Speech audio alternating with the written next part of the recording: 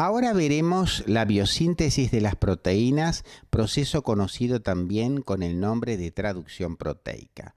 Veremos a continuación cómo se realiza la activación de los aminoácidos, la formación del complejo funcional de iniciación 80S, el proceso de elongación, la formación de enlaces peptídicos, la terminación y finalmente la maduración posttraduccional, que implica en toda la serie de modificaciones químicas que hacen que las proteínas adopten una configuración estructural definitiva con el fin de cumplir las distintas funciones biológicas. Por otro lado, es importante conocer que las proteínas tienen distintos destinos. Algunas son utilizadas para uso interno por la propia célula y otras son proteínas de exportación que bien necesitan sufrir un proceso de adaptación o modificación para pasar a la sangre y poder cumplir sus distintas funciones. En la biosíntesis proteica, o también conocido como proceso de traducción proteica, intervienen numerosos factores que repasaremos a continuación.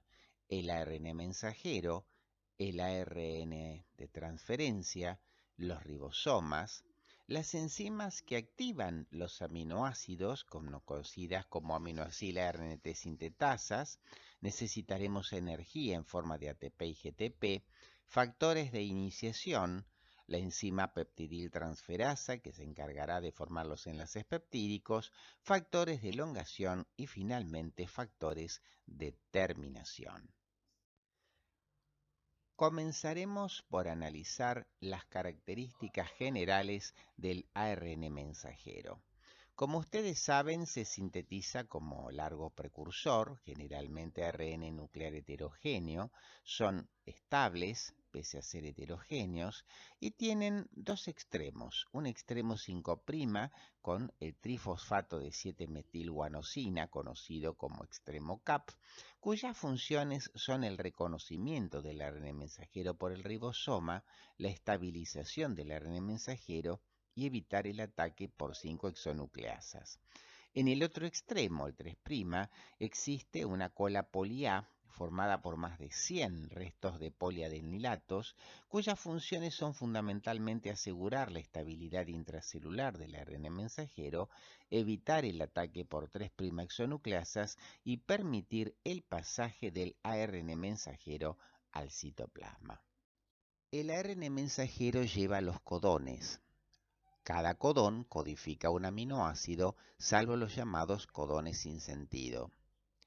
Finalmente, el ARN mensajero recién sintetizado sufre un procesamiento posttranscripcional por el cual se produce la eliminación de regiones no codificantes, denominadas también intrones.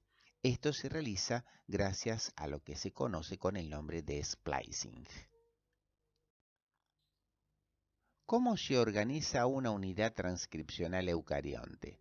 Como ustedes saben, a partir del ADN, por el proceso conocido como transcripción, se forma un ARN mensajero heterogéneo, estable, que tiene algunas características particulares. Por un lado, la adición del poli-A en el extremo 3' y la adición del CAP, ya visto en el extremo 5', y por el otro lado, la pérdida de las regiones no codificantes que reciben el nombre de intrones.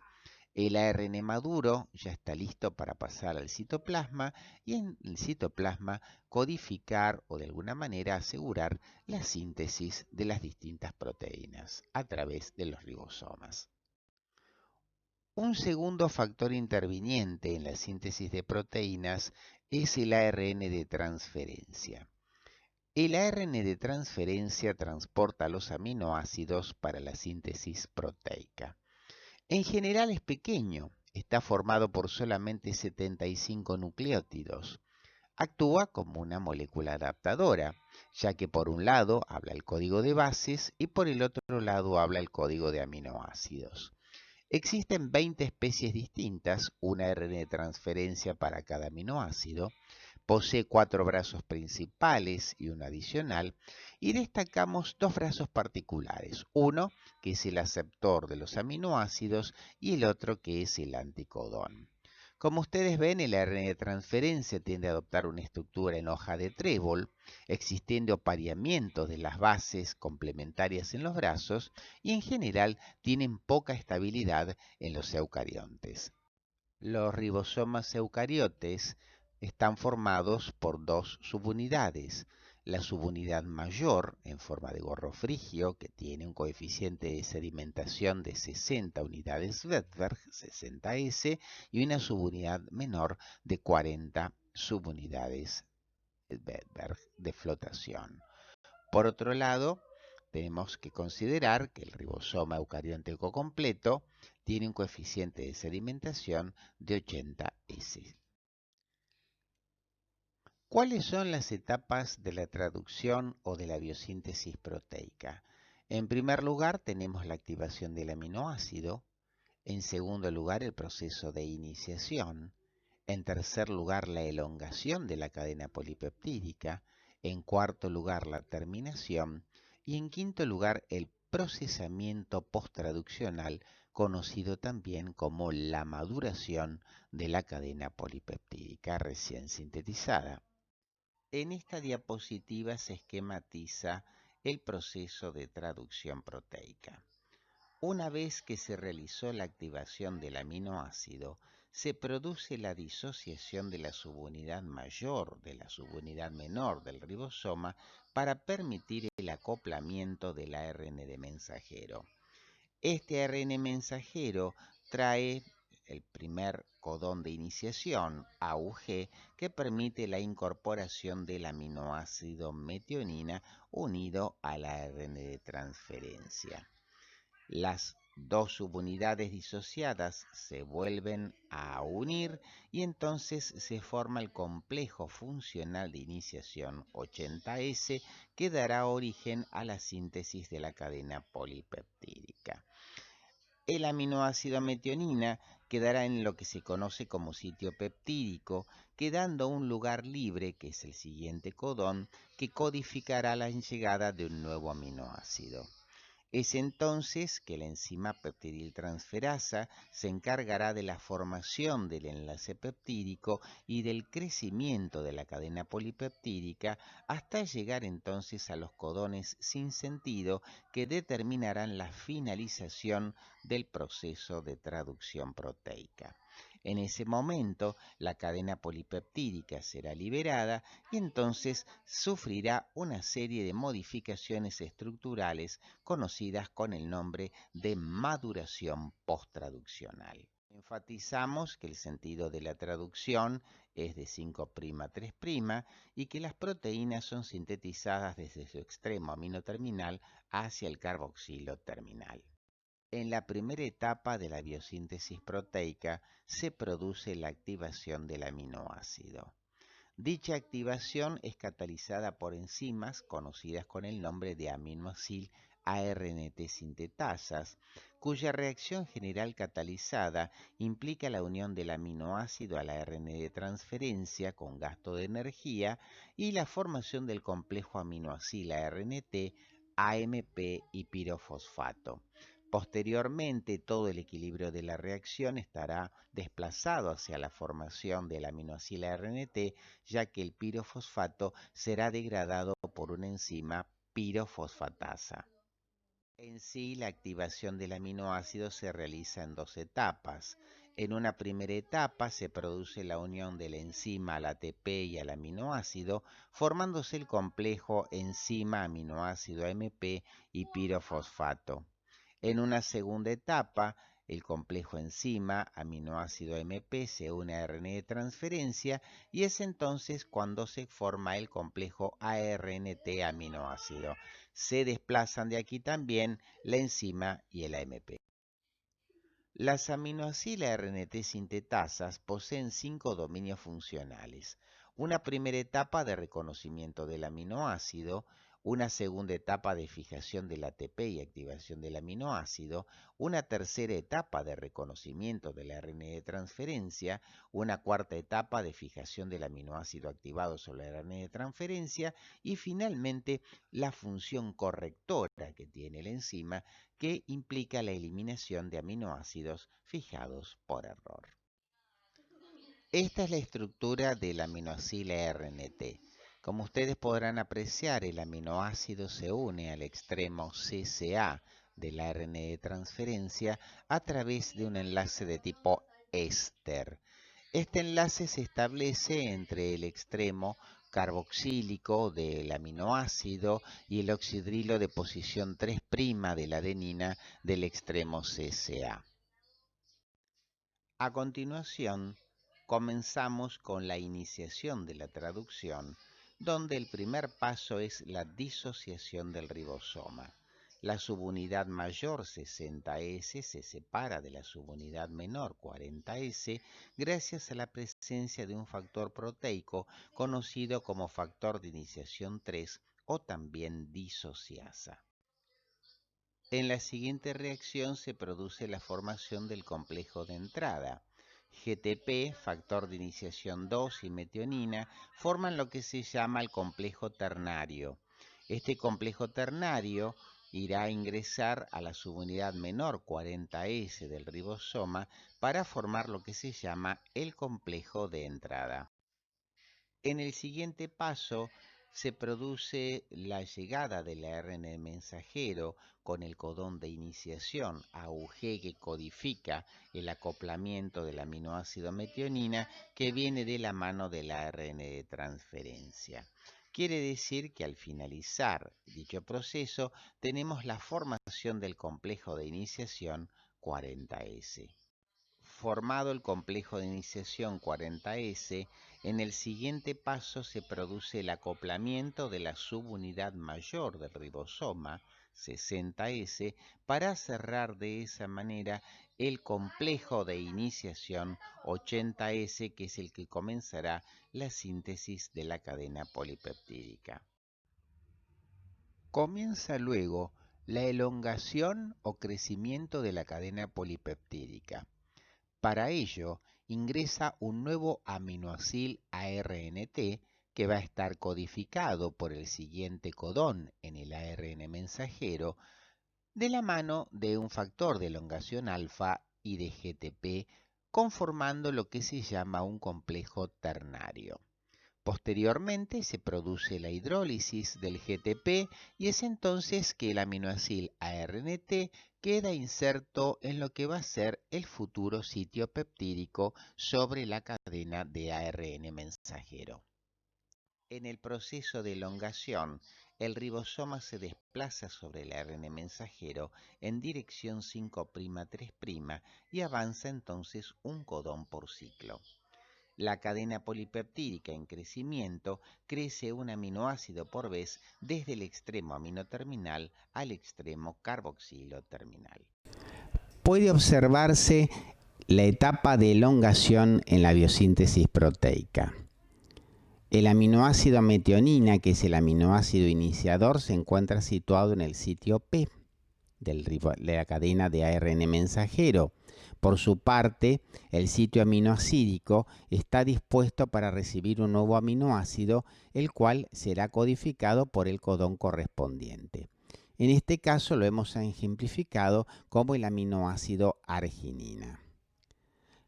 La enzima peptidiltransferasa forma entonces el enlace peptídico entre la metionina y la arginina, de tal manera que el ribosoma queda perfectamente listo para sufrir el proceso de traslocación, de tal manera que metionina y arginina, que estaban situados en el sitio aminoacídico, al realizarse la traslocación del ribosoma, pasan a transformarse automáticamente en el sitio peptídico. Un nuevo aminoácido se incorporará según el triplete codificante en el ARN mensajero y así sucesivamente la cadena irá creciendo de aminoácido en aminoácido gracias a la acción de la enzima peptidiltransferasa. Posteriormente, en una segunda etapa de la elongación, se produce la formación de la unión peptídica gracias a la enzima peptidiltransferasa. Como ustedes ven, en el sitio peptídico se encuentra el aminoácido metionina y en el sitio aminoácido el codón, en este caso, estipuló que sea el aminoácido alanina el que se va a unir a ese lugar. Aquí se forma entonces el dipéptido metionila-alanina gracias a la acción de la enzima y el ARN de transferencia que estaba unido a la metionina será entonces descartado. La peptidiltransferasa, situada en la subunidad mayor del ribosoma, cataliza la formación del enlace peptídico entre el grupo carboxilo de la metionina unida al ARN de transferencia y la función amina del aminoácido unido al ARN de transferencia en el sitio A y que ha sido establecido por el siguiente codón del ARN mensajero. La traslocación es el desplazamiento del peptidil ARNT del sitio aminoácido al sitio peptídico con requerimiento de GTP y del factor de elongación 2. Es entonces que el ribosoma se desplaza 3 nucleótidos en sentido 5', 3'. De esta manera, el próximo codón se convertirá en sitio A, ya que el complejo que ahora tiene el dipéptido estará en el sitio P. El ARN de transferencia que trajo la metionina será descargado. El factor de elongación 2 es esencial para traslocar el ribosoma a lo largo del ARN mensajero e hidroliza GTP. El factor de elongación 2 es el sitio de acción de la toxina producida por el Corynebacterium diphtheriae, el cual produce una toxina que es letal si no se la trata a tiempo. La toxina diftérica inserta ADP-ribosilo en el factor de elongación 2 y lo inactiva y así de esa manera bloquea la síntesis proteica. Luego, continuarán los nuevos ciclos de elongación en donde, según el aminoácido codificado por cada codón, ingresará el correspondiente aminosil ARNT. Será la enzima peptidiltransferasa la que catalice la formación de los enlaces peptídicos con las características que ya les conocen. La peptidiltransferasa entonces catalizará la formación de los nuevos enlaces peptídicos. La cadena polipeptídica será transferida siempre al sitio aminoácido y el ARN de transferencia del sitio peptídico será descargado y liberado. La señal de terminación de la cadena polipeptídica será la aparición de un codón de terminación en el ARN mensajero, uracilo adenina-adenina, uracilo adenina-guanina o uracilo guanina-adenina. Este codón de terminación dará por finalizada entonces la síntesis de la cadena polipeptídica, la cual será descargada para su posterior maduración. Se sabe que al llegar el ribosoma a los codones sin sentido, estos serán reconocidos por factores de liberación que catalizarán la hidrólisis de la unión entre la cadena peptídica y el ARN de transferencia. El factor de liberación actúa en el sitio ribosomal aminoácido y requiere que el sitio P contenga el peptidil ARNT. La cadena polipeptídica terminada es separada entonces del ARN de transferencia y este es expulsado del ribosoma, el cual a su vez se libera del ARN mensajero. Si en el medio hay factor de iniciación 3, las subunidades se disociarán y se utilizarán para una nueva síntesis proteica. El gasto energético para la formación de un enlace peptídico es de 4 uniones fosfato de alta energía. Un ATP se consumirá en la activación del aminoácido RNT. La unión del aminoácido RNT al ribosoma implicará el consumo de un GTP, la elongación gastará un GTP y la traslocación ribosomal otro GTP. En total, 4 uniones fosfato de alta energía.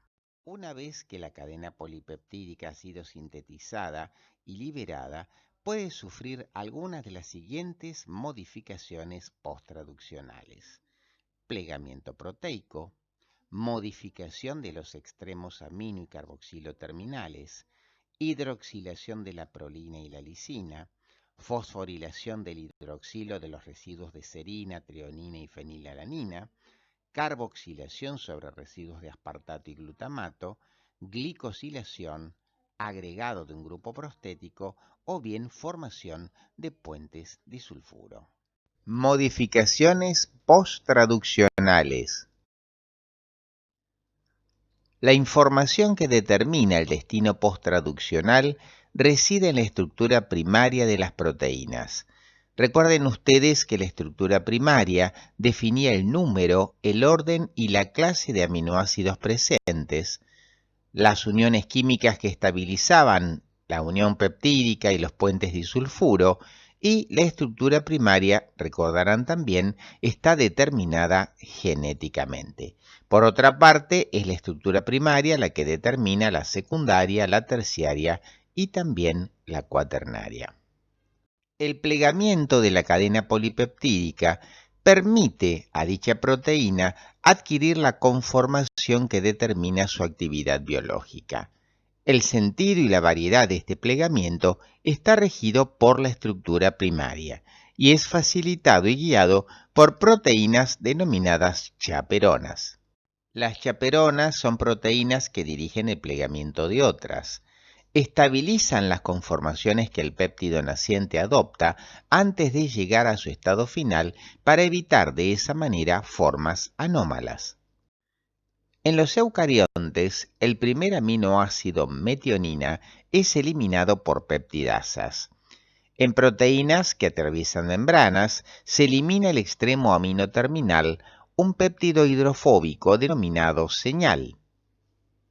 La hidroxilación de prolina y de lisina es necesaria para la maduración de las moléculas de colágeno recién sintetizadas.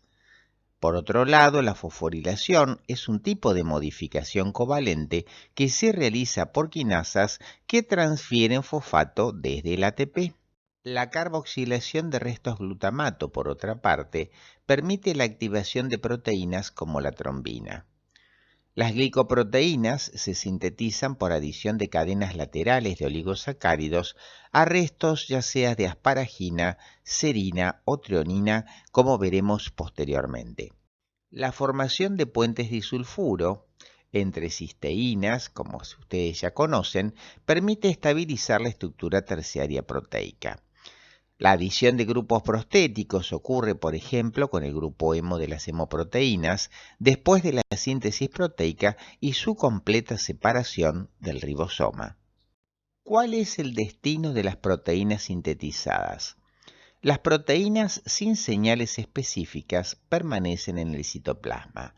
Las que están destinadas a organelas, por su parte, presentan una cadena denominada péptido señal. En la membrana del retículo endoplásmico granular existe una partícula de reconocimiento del péptido señal, SRP, que cumple dos importantes funciones. Por un lado, detener momentáneamente la traducción del ARN mensajero hasta que el complejo ARN mensajero ribosoma péptido se una a receptores en el retículo endoplásmico granular, y por el otro lado, fijar el complejo ARN mensajero ribosoma péptido partícula de reconocimiento a la membrana del retículo endoplásmico granular. Como se puede apreciar en esta diapositiva, en la membrana del retículo endoplásmico granular existe una partícula de reconocimiento del péptido señal que a modo de receptor cumple dos funciones. Por un lado, detener momentáneamente la traducción del ARN mensajero hasta que el complejo ARN mensajero ribosoma péptido se una a receptores en el retículo endoplásmico granular, y por el otro lado fijar el complejo a la membrana del mismo. Glicosilación proteica.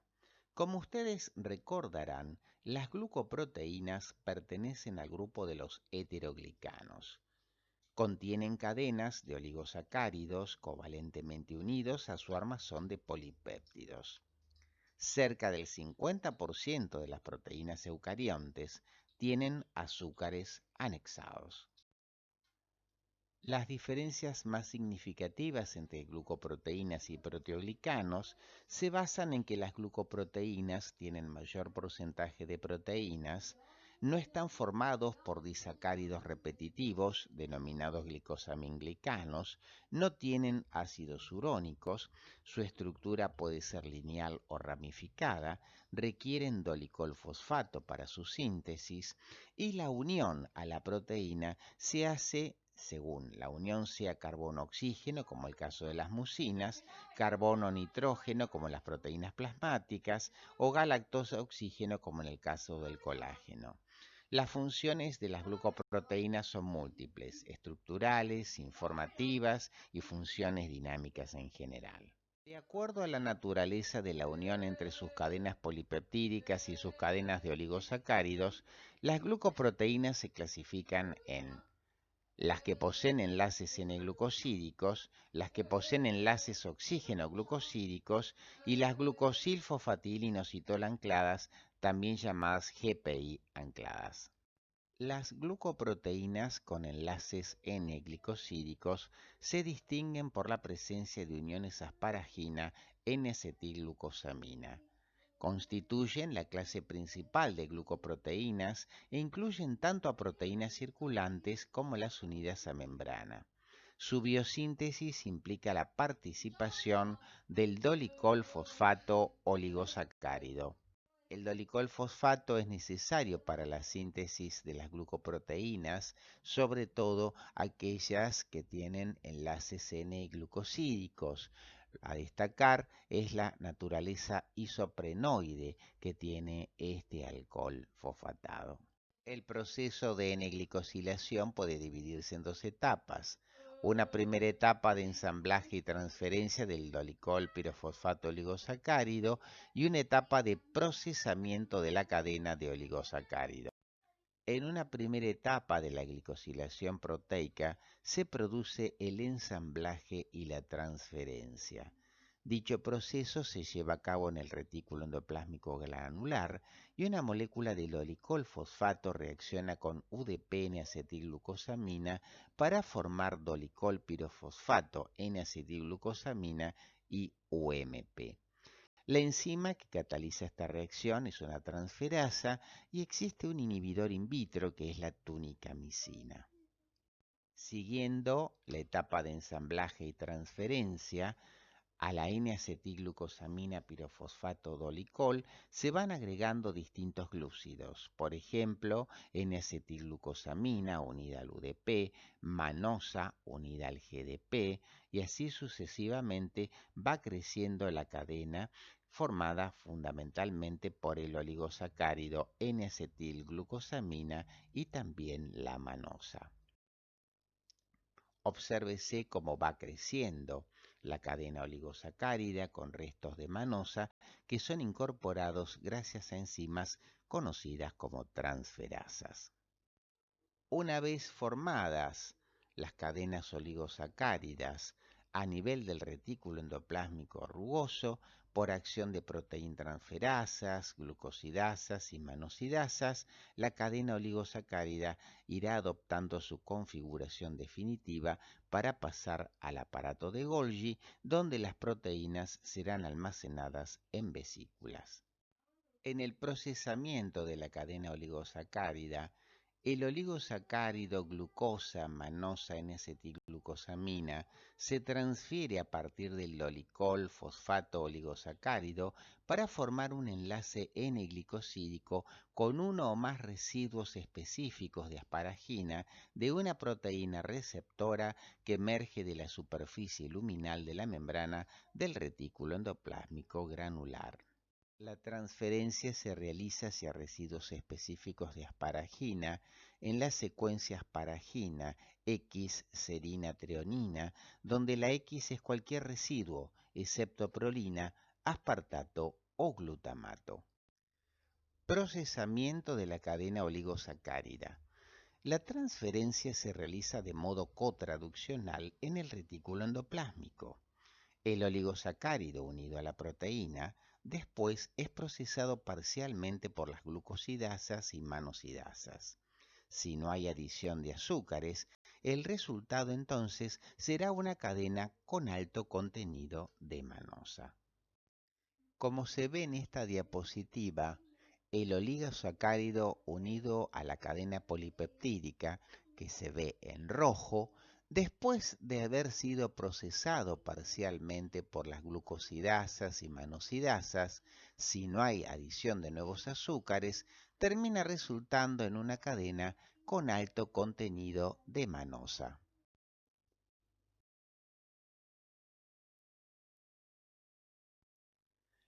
Las proteínas con enlace oxígeno-glicosídicos participan glicosiltransferasas de glucoproteínas unidas a la membrana y son de acción secuencial. Cada transferasa es específica. Las enzimas que participan en este proceso están localizadas en el aparato de Golgi.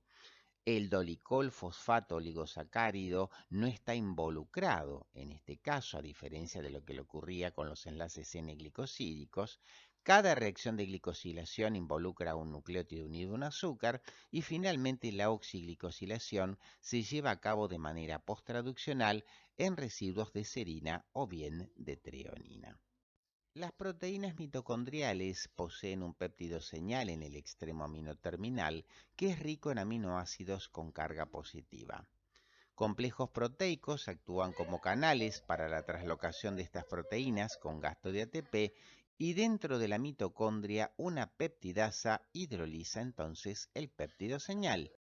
Con respecto a las proteínas mitocondriales, un segmento interno hidrofóbico dirige la reinserción de la cadena en la membrana interna. Puede quedar, en este caso, como proteína integral o pasar al espacio intermembrana. En su destino final, adquiere plegamiento con participación de las chaperonas de la familia HSP70. Con respecto a las proteínas lisosomales, en el aparato de Golgi se fosforilan en un resto de manosa en el carbono 6. La manosa 6-fosfato es entonces reconocida por un receptor de membrana y la proteína se fija a este. Vesículas se desprenden del Golgi, se funcionan con la membrana y el contenido es liberado en el interior del lisosoma.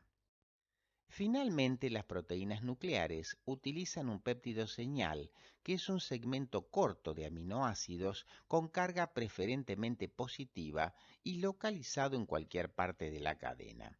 La función de este pequeño péptido señal es facilitar el ingreso de la proteína a través de los poros de la membrana nuclear.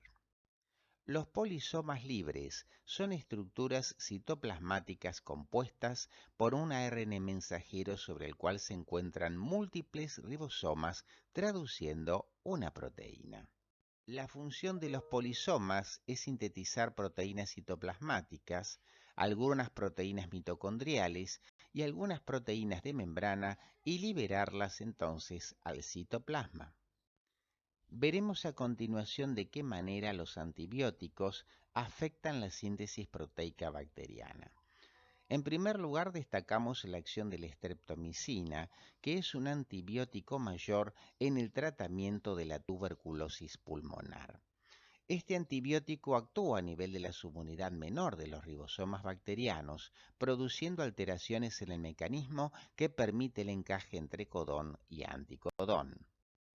Las tetraciclinas se unen a la subunidad menor del ribosoma bacteriano, inhibiendo el acceso del aminoácido ARN de transferencia al sitio aceptor del ribosoma. Por su parte, el cloranfenicol se une a la subunidad 50S e inhibe a la peptidiltransferasa y aumenta la estabilidad de los polisomas. El antibiótico eritromicina, por ejemplo, inhibe la síntesis proteica al unirse a la subunidad 50S del ribosoma bacteriano, bloqueando de esa manera a la peptidiltransferasa. Recuerden ustedes que para continuar estudiando sobre este tema, deben repasar el video de la cátedra, los capítulos correspondientes de la bibliografía y realizar los ejercicios de autoevaluación. Desde ya, muchas gracias y mucha suerte.